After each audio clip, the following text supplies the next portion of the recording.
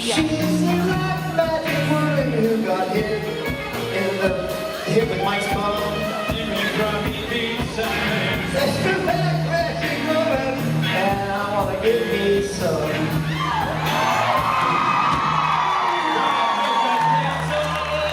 No, she's my girlfriend. I'm going to do some stuff, so Oh, you then might kiss me then. Okay. I say, cancel away. Magic woman, she's gonna make a, she already made a little of me. So, we had this whole thing, elaborate thing planned. We're gonna come out, we're gonna set Misha up, we're gonna do a lot of movie parts. We're gonna set Misha up for this, and it's his birthday tomorrow. We're like, Misha, and she comes up with the cake. It's great, it's perfect. No, it's perfect. It was great. It was great. It was great. Perfect timing. Yeah, it's great. That's why he called you the cake kamikaze, because you get right on in there. I like being the cake kamikaze. That's a great thing to do. Exactly. Exactly. Yes, you win. Ruth Connell, everybody. Thank you.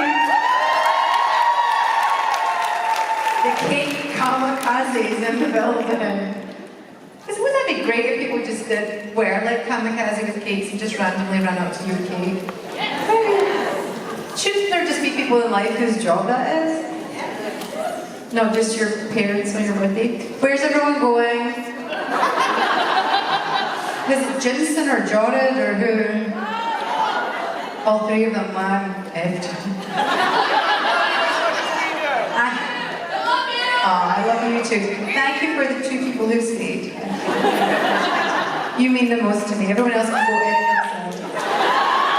I'm only kidding. Come back when you're done. Come back when you finish your photo op. I understand. Except for you. Yeah, you're not forgiven. I'm talking to a baby that is. She doesn't. That was a joke. Hi. What's your name? Where are you from? What do you want? My name's Annabelle. I'm originally from Bath in England. Bath Spa? Yes, exactly. Posh. I'm from not the posh side.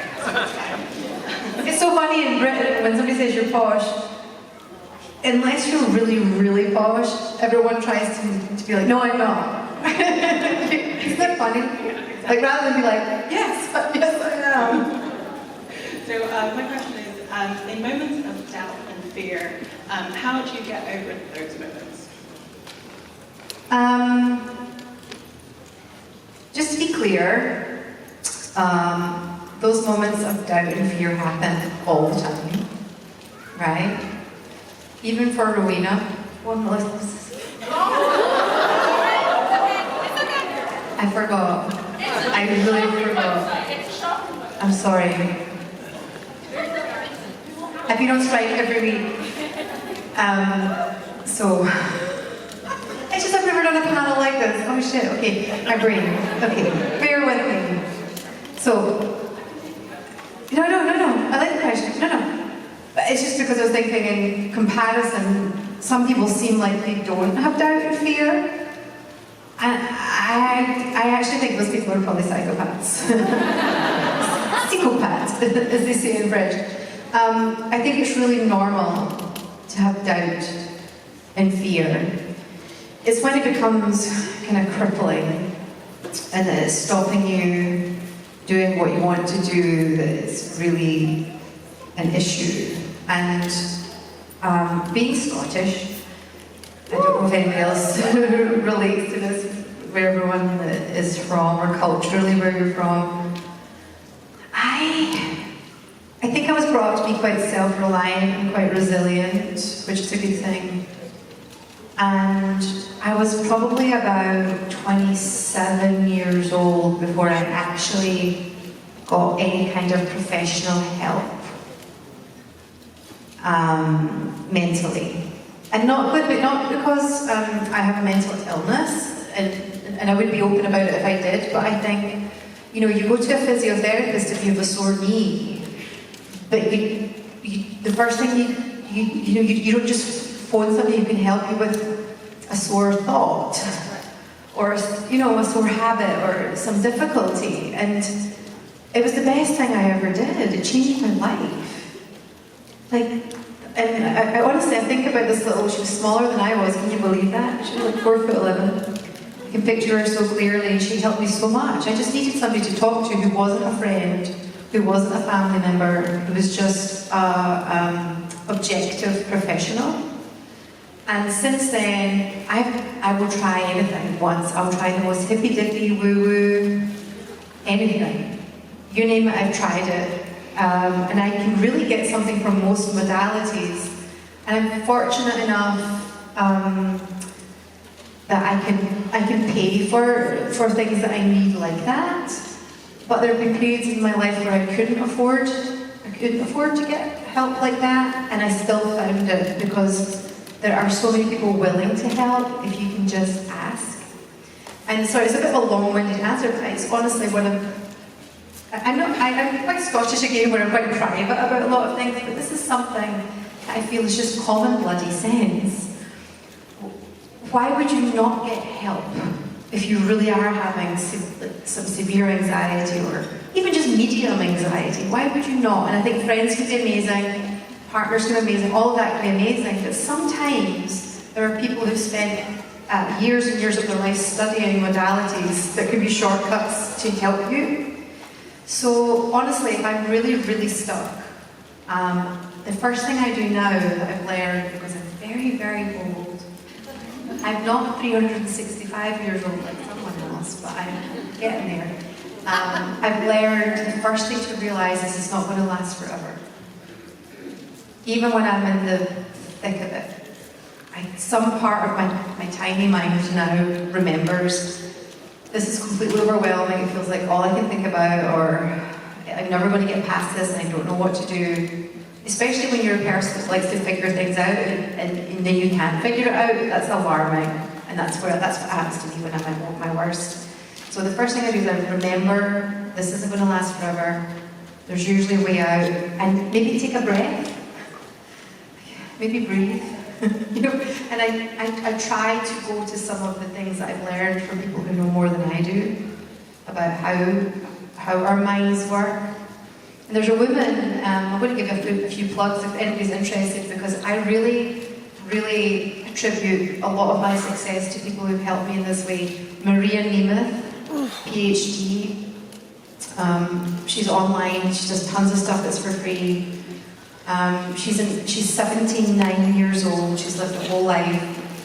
She helped me immensely just with my thought process around fear and challenges and the question that you're asking me. So look her up, she's an amazing resource. TerryGeorge.com in the UK is an amazing woman who's also helped me. There are amazing counsellors. Erica Laura is another person who helps me. So I think nothing of prioritising my mental health, any stress or any fear, anything above anything else. Because if this is good for me, everything else works, including my physical health. Isn't that true? So it's a very long-winded, preachy answer, but it's one of the few subjects that I actually feel I want to kind of be more open about that and say personally, like, thank God for professionals. Did I answer your actual question? Yes, you did. Thank you. Yeah, thank you so much. And I love Paul. And you're in my head, you'll always be a little bit posh. Even just the way you say it, right? Thank you. Hi. How's everyone doing? Hi, I'm Ollie Okay, go from on. Charlotte, and I want to know if you were a plant, like if you could be any plant, what type of plant would you be? You know who loves those questions the most? Who? Richard Spade.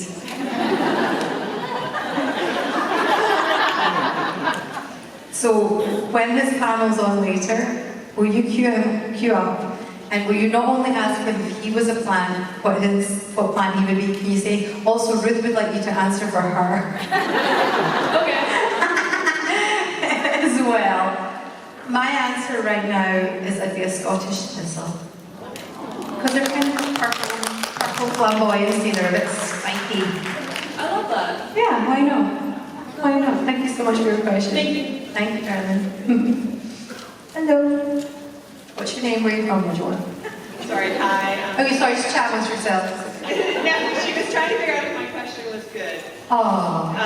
So I'm Heather. I'm from Greensboro, North Carolina, just an hour down the street. And Rob and Rich tell a story on their Pizza Con podcast where Rob got sick, and there's a whole free-pour comment from you and issue. I think that would be a great story to hear from your point of view. I mean, they've already told it. I feel like I'm allowed. Yeah. Right? Because I get into trouble for saying stuff sometimes, and he's like, but if they've already said it, then I can say it. Yeah, you've got my back. Right? Yes. Did they tell the whole story? I don't know. You them, who knows it? Did it? Was there a piece of it that was in the hospital or not? Yes. Okay. So, like my last answer, I think, I think shit happens, like out of the blue. I do. I think, some things are just, you can't figure it out, it just happens. I do think sometimes there's a whole connected mechanism that's happening, right? In our bodies. And if you do one thing at one end, something happens at other ends, like other things happen. And there was a situation where we were on holiday and Rob got a pain in his heart, which is concerning, I think, for anyone. I mean, especially somebody over 45 or a guy, or you know what I mean. So I quickly was like, okay, let's get in the car. Deep down, I thought he was fine. My instinct, my intuition was, he's fine. But I also thought, let's play this out a little bit and find out, because if I really thought he was having a heart attack, I would have been really panicking. But I just was like, he needs to find out what's going on. So we're on holiday, so the only option is to drive into the emergency room, right? So we're in the emergency room, and he's really not feeling well, and he's got a sore pain in his chest, and they're running all these tests and everything, and the doctor comes in, a nice middle-aged doctor guy comes in, very like, oh, you're on holiday? And Rob's like, yes. He's like, are you socializing a little bit? And Rob's like, yeah, just, and he's like, no, but you having a few drinks? He was like, yeah. And I was like, no! I was like getting a little bit wound up at this point. It's like, you've got to tell medical staff the truth. I was like, well, he and his college friends last night, they were doing free pours. This is the thing, like a free pour, when you don't measure, you're just free pouring. And there was other things besides, which I'll not go into, but I'll leave Rob up to tell that part of the story. There was a lot of imbibing of a lot of things. And I was less surprised that something had shown up physically than he was. So yeah, now I'm called free pour. The doctor just looked totally embarrassed. He's like, well, I think you're in trouble. Like, I'm telling tales of my boyfriend or the free pour. And I think it's quite a common phrase in Britain because everything is measured, but in America it's not always measured. So for us, it's a big deal when you do a free pour. You're like in a bar, like, you did a free pour. It's not the usual, so it's more of a common phrase, but I think none of Rob's American college friends had heard the phrase free pour, so now I'm called free pour for telling on him to the doctor. And he was fine. He had a little bit of a virus. He to this day thinks it was nothing to do with the night before. I'm like, just so coincidentally, just really coincidentally, the next morning, you had this thing happen, but anyway, he's fine. He knows he's fine, and I'm free pour. There's more to that story, but I'll let Rob fill in. Hi. Hello, my name is Hope. Hi, Hope. Over the summer, I was a camp counselor Aww. at camp near me, and we all had to use wacky nicknames instead of our real name. So my question to you... What was your name? Mine was Oreo, and Oreo. my friend who's sitting in D27 right now hers is Sunny. Oh. Sunny Boreal. So my question to you is, what would your wacky counselor name be? Och, die the new. Exactly. She went, I what? Och, die the new. That would be my name. It's a Scottish phrase. Did you understand anything I just said? No, I didn't. Och, I the new. See it? Och. Och, I the new. The new. Okay, everyone say it. Och, I the new. Now run it together. Och, die the new. Och, die the new. You're all Scottish. Kristen, you're all Scottish. And English. Och, die. Och, die means, oh yeah, just now. Och, die the new. Like right away, or okay, or... am I allowed? Yeah, That would confuse the kids. How old were the kids? varying age. There was like, from like 2nd grade up to high school. Oh, can you imagine? Like, oh, die the new. That would be so cute. That would be so cute. Thank you for your question. Thank you. And well done for being a camp counsellor. What a worthwhile thing to do. Hi, I never sit down for panels. This is really nice. I understand why other people do it. It's quite chill. Hi, my name's Caitlin. I'm from Morganton, so I'm about an hour and a half away. My question is, woo! One word. Okay, sorry, that just really excited me. All right, I know, I feel the same. Anybody here from Scotland? No one. Anybody here from Bath?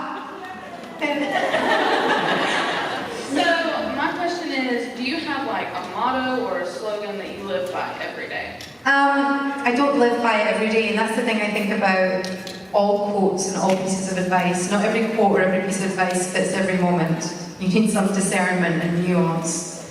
I think on my Facebook page, it used to say, you know Goethe, he wrote Faust, which I was in the play a long time ago, and it really changed my life. Goethe's quote, one of his many quotes is, "Be bold and mighty forces will come to your aid." And there's sometimes you shouldn't be bold, you know, there's times to be delicate. But I think for me, what that means is the being bold is just having the conviction in myself and in what I feel, and moving forwards with that, even if I don't say it out loud, that being bold, even if it goes wrong, it might go really wrong or really right, but I find out in my own terms, and that's really powerful. And I equate it to acting because even recently, when I recently replayed someone I had played before, you'd think I would have been nervous, but I was. And I have to remember my conviction and my choice, even if it's wrong. And I'm not one of those, we've been all of our moments, right? I'm not naturally like, hey, how are you? I'm not that. I'm like, hi, do you know what I mean? Like, I can play that, but to go on set and play someone who is bold, it's like a leap of faith. And I just did it recently in a new thing that I'm playing in something that might be coming out at some point. And it always for me takes that. The conviction just to do what you think is so hard in this world. There's so many voices and pieces of advice pulling you this way and that. So I say be bold and mighty forces will come to your aid. I don't mean be loud or do crazy things or jump off cliffs. I just mean like be bold in your internal also what is that thing? The compass. Right? Imagine if everyone did that. Really, like the pandemonium. It might be chaos, but also you find out that way. You find out who you are, what works, what doesn't work. So that's something that I come back to over and over again. That and treat other people how you would like to be treated. which sometimes is harder when you meet people who are fancier than you, in your mind they're fancier than you, or more well-known, or more talented, or whatever, and but still to try and treat everyone how you would like to be treated. And it's amazing, I can say an actor's name, right? Yeah.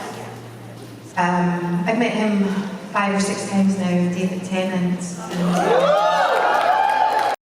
You know, I always heard about him, like how nice he was. He's still, sometimes when you leave Scotland and do well, they're like suspicious. Like Sheena Easton, they're like, she sounds a bit American, we're not sure about her anymore.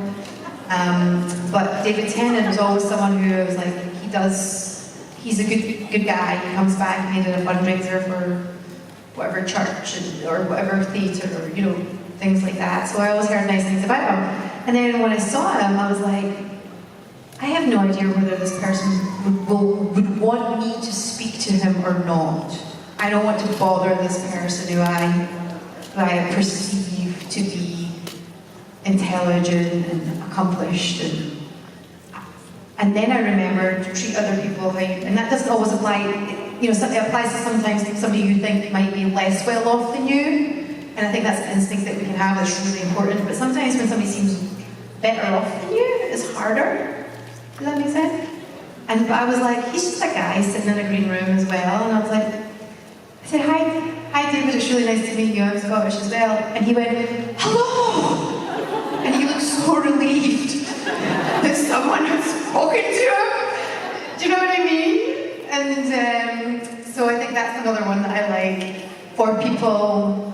I just read this book. Do you read books? Who reads books? Oh my God, where would we be without books, right? There's a book called Paper Cup. It's set in Glasgow and it's about homeless women. Oh my God, reading this book, I was like, it's the book I needed to read.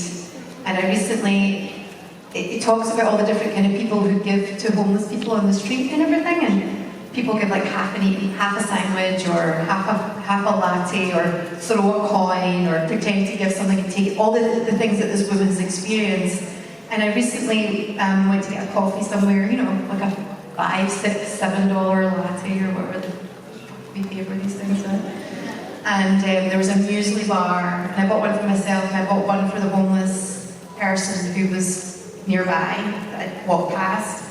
And on the way out, I gave him the same thing I'd gotten myself, and he was like, "Ma'am, thank you so much." And it's like, it was so simple, it didn't cost a lot. And so that is another one, whether somebody, whatever your perception of where they are, to try and always treat people how you would like to be treated is my other favourite. I'm going to stop, I don't know what I want to do. This is what happens when I can't talk about what I can't talk about. They're good. What's yours? Mine is it'll buff. Say again? So it'll buff. So that's just something I say. You know, pass. Like you buff a car out, like it's gonna fix itself if you work at it hard enough. So Right. that's my personal favorite. I say that all the time. Yeah, I like that. And also, it's nice when people are a little buff, right? A little buff. That's mine too. Yeah. I did this other thing. I just keep waffling on. Really? I did this when I was at my lowest ebb at one point. I remember doing. Have you ever done this? Hands up, who's done this? Have you ever Googled what should I do with my life? It's not just me. This is a while ago now. And within it, there was this kind of questionnaire about what you're proudest of and attributes you had used within yourself to accomplish them. And there was this really weird through line through the different things. It was like, help somebody off a bus or pass this exam at school, whatever. It doesn't matter what it was, your list of 10 things that you felt. I could see what it was doing. And the weird coincidence through all the things was that I had worked hard. Because sometimes you think it's just, oh, this natural talent or this luck or this connection. And I was like, oh no, there's the little buff thing. I buffed my way through a lot of shit, you know? That's how I live my life, man. No, I know, I feel you. I like it. Thank you. I like it. I might adopt it and put it in my little back pocket too. and also a little buff. Isn't it fun? We've got to be careful and politically correct and everything, but isn't it fun when somebody's a little buff? Do you know what I mean? It reminds you you're still alive. It's like these guys, Jensen and Jordan, or whatever their names are. Except if you look really closely, and just see if this adds up for y'all. If you look at Jensen's freckles, they're symmetrical. He's an android.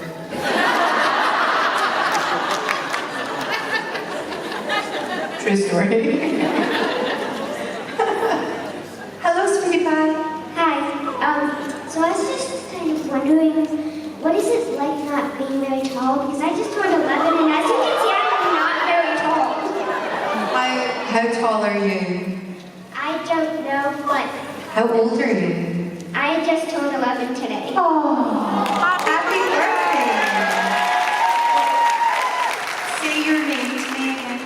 Briella. Brianna? Briella. Briella. Yeah. That's a cool name. Does everyone hear Briella? It's almost the same birthday as Misha Collins. Yeah.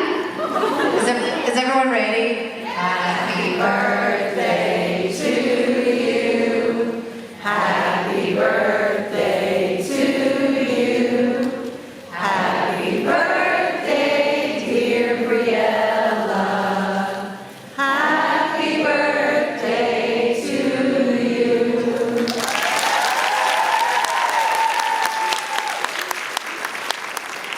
And your question was about asking me how I felt about not being tall. Yeah. Okay, when I was your age, I was very petite. I remember being like maybe 12 and being like 4'11" and being like, please God, please, just another few inches, and that's all I ever got. But until I was older, this is come on, there's some adults in here. So here's the thing. Unless you want to put yourself on a rack, a relative of mine, I kid you not, a relative of mine said, you know they cut people's shins and string. I quite quickly accepted that I was petite. I quite quickly just realized that that was part of my identity, that I was petite. But I didn't think of myself as small. Two different things. Like petite is one thing, small is another. And it used to always really surprise me. I remember seeing a group photograph in my 20s. My friend got married, and it was all girls who did promotional work in Scotland. And everyone was like, this tall, then I was there, and then it was this tall. And I was like, no wonder everyone calls me Wee Ruth. I didn't think of myself as wee, I thought of myself as petite.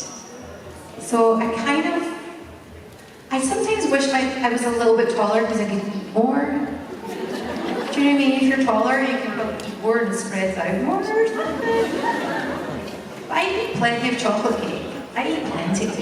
So it's all okay. So in the end of the day, it's part of my identity, and so I like it. What do you think about it?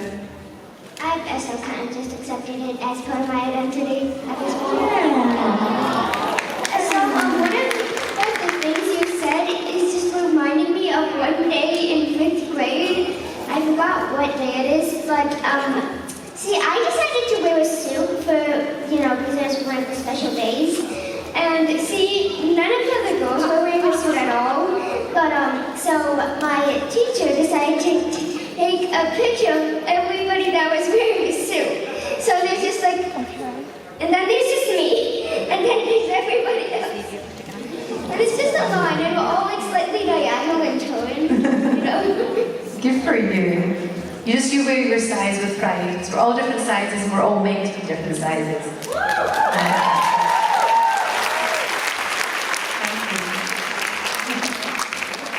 I do wear heels quite a lot as well. I can run in heels like this. I can act in heels like this. And I can do tangos backwards in high heels like this. Hi. Hi. I probably should just go home. There's no way I'm going to beat that question. Aww. Happy birthday, Briella. My name is Charlotte. Oh, are you from Charlotte? I am not. No, I'm not. That would be funny though. There must be some. There must be some. I know, probably. Such a beautiful name. Thank you very much. So you know Charlotte's Web? Sorry, I'm going to keep it joking. Have you read the book Charlotte's Web? Yeah, that's what I'm named after actually. Oh. Yeah. The book. Which brings me to my question. You just mentioned books, and I was going to ask you a question about books. So I'm currently writing my first book ever, and so I just wanted to know what your favorite like book genre, book trope is.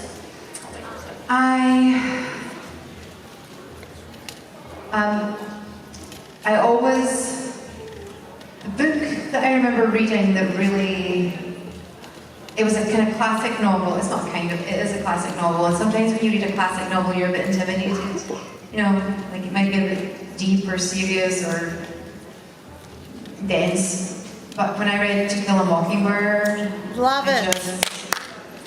I just Love that book.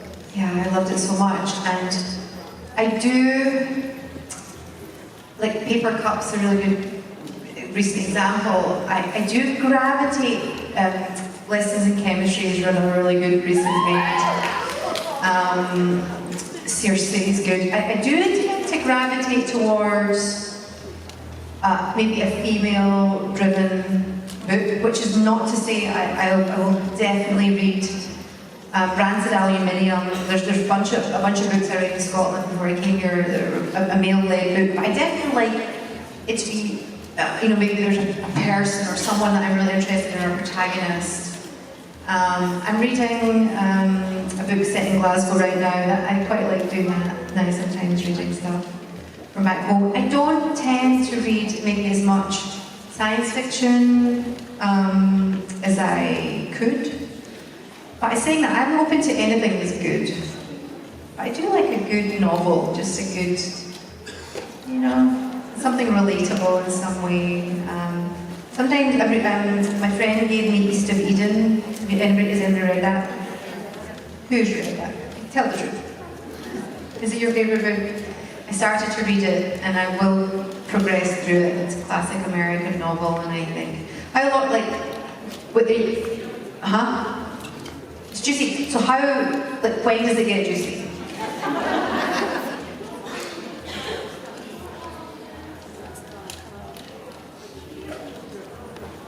I'm not going to say anything. I was just like a description of the hills and stuff. Okay.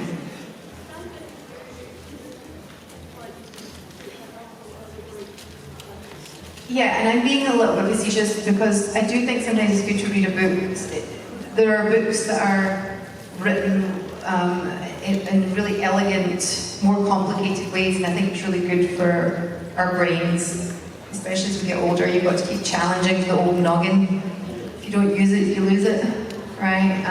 So it's beside my bed, and my friends, I've never said this publicly, I became a citizen this year.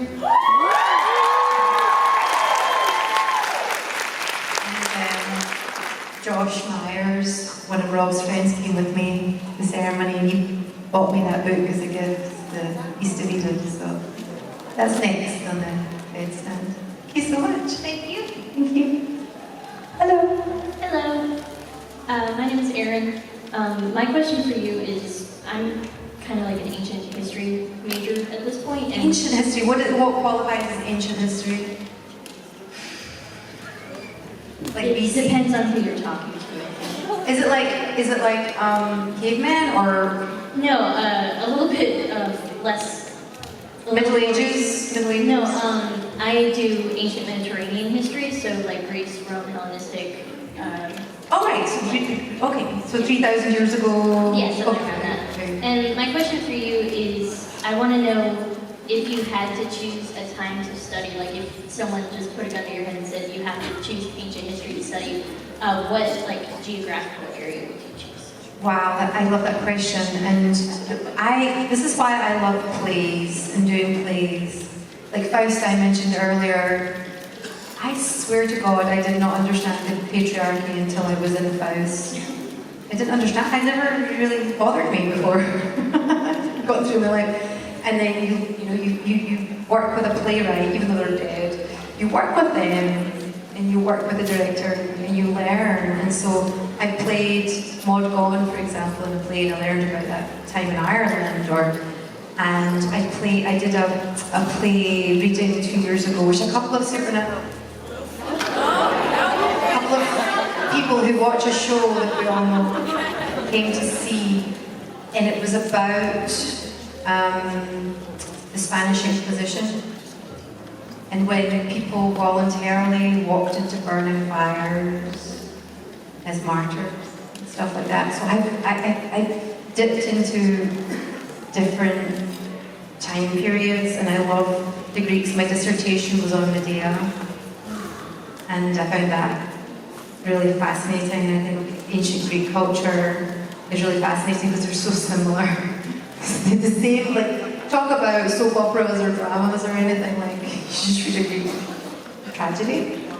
So, in answer to your question, a time period that I would be specifically interested in exploring, perhaps within a television show, would be around about the 18th and 19th centuries, when there was a Holocaust of women. 40,000 women were burned at the stake and drowned for being witches. And it was all to profit churches. It was financial, really, looking back at it. So I think there's a really fascinating story that has been told somewhat, but not just that specific story. So I would really like to do that. Could you write it for me and I could be in it? I could have my mom write it for you. There we go, we got a deal. Okay. Thank you. Thank you. How are y'all doing? I haven't lulled you to sleep with my dulcet tones yet. There's still somebody awake over there. Hi. Hi. Hello. Hello. My name is Becca with 1C. Thank you for clarifying. My question for you is, if you were actually a witch, like you played in a show that's not Who says I'm not? very fair, very fair, what would your favorite power be, and would you use them for good, evil, or a little bit of both? I think fun is important. I think fun is underrated. I would use it for fun. And I'd be like, bling! And there would be self-cleaning chocolate fountains everywhere. And self-cleaning pink champagne fountains. And self-cleaning just sparkling water with fresh lime juice, because that's what I really like. Fountains everywhere, and everyone could just have chocolate and a drink or champagne and wine. Good, right? You're all welcome. Take a look at the street outside next time you're there. Hi. Hello, my name's Jonathan. Hi, Jonathan. My question is, my wife and daughter over here are actually scheduled to do the picture with Jensen right now. Oh, with Jason? Jensen. Jensen Southern. Yeah, sorry. But they're almost too nervous to go. So do you have any suggestions for me to help them get there to get the picture? I'm sorry, you're powerless. You're powerless against the effect of Jared and Jensen. I got nothing. You're just going to send them in there, they're going to dissolve, they're going to melt, they're going to sweat a little bit. I'm just trying to get them to go. They are so nervous they don't want to. You have to push them into, you have to like, go with God. Push them towards, let them hope for the best, and just be there to catch them. Just be there. Just be there. That's all you can do. You can't do it for them. They have to go through this on their own. And they will love it. They will have an amazing time. Hi, I'm Ashley and I live here in Charlotte. Nice. Hey, just one second. So we asked our person who dropped us off last night, tell us a little bit about Charlotte. He was saying it's one of the main financial areas. And I actually happen to work at one of the financial places. Are you allowed to say where you are? Yeah, I think I can. I'm at Ally. Right. They're saying it has like a couple of the oldest banks in America, Wells Fargo in America. Yep. Bank of America, and you have half of the world's Fortune 500 companies right here. We're second behind New York for. I didn't know that. That's amazing, Charlotte. Yeah. And I'm worked in the two main areas in Charlotte, which are motorsports and finance. So. And motorsports and finance, and you still have the southern charm. It's still a nice place to live. And Yes. so I think Charlotte's got it all going on. And it's green. It's so green. I love it. Hi. Anyway, I know we're running out of time, but Yes, we'll go. I was at the Atlanta convention and did your Bruce would get a new job or promotion or something, and I got promoted. See, I have a wish. You are a witch, and I Thank you. Never doubt that. I've never doubted that. Oh, thank you for bearing with me as I just waffled on and on and on. You're the best. Thank you.